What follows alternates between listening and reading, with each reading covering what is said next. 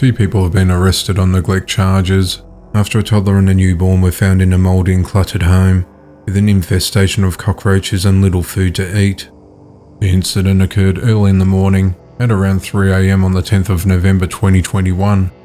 The authorities arrived at the home, located in the 5600 block of Washington Avenue in Evansville, Indiana, after receiving a tip that 42-year-old Kevin Bengyel was living there, who had a warrant out for his arrest for a separate crime.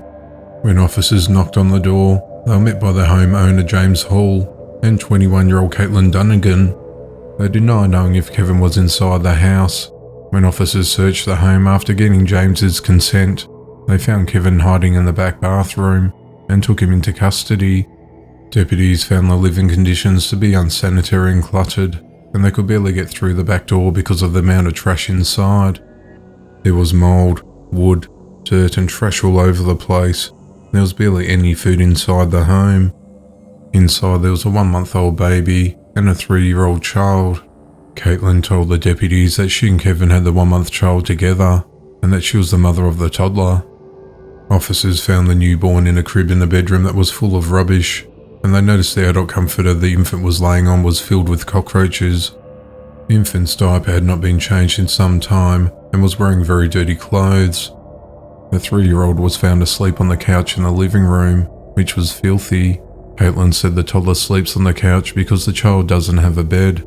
Caitlin couldn't tell the authorities when either of the children had eaten last, and the toddler became excited when the officers said they were going to get something for them to eat.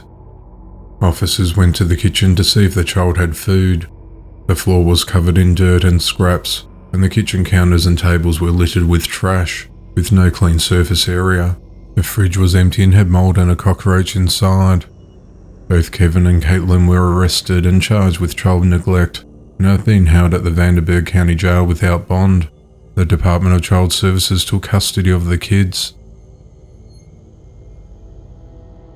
On the 17th of November 2021, 47-year-old Jason Harris from Davison, Michigan, was found guilty of murdering his 36-year-old wife Christina Harris by lacing a bowl of cereal with a lethal dose of heroin. Jason told several people that the night before Christina's death on the 28th of September 2014 that his wife was feeling sick, weak and hungry, so he poured her a bowl of cereal, but he never mentioned spiking her food. He said she lost consciousness while eating the cereal and passed out on their living room floor, and he carried her to bed. When he was questioned about why he didn't call an ambulance when she collapsed, he didn't have an answer. He explained that when he was at work the following day, he called a neighbour asking for them to check on his wife because she hadn't been feeling well, and the neighbour reportedly went to Jason's unlocked home and found her dead in her bed. Christina's death was initially ruled an accidental overdose by the medical examiner, but her family were adamant she was not a drug user and that something was not right.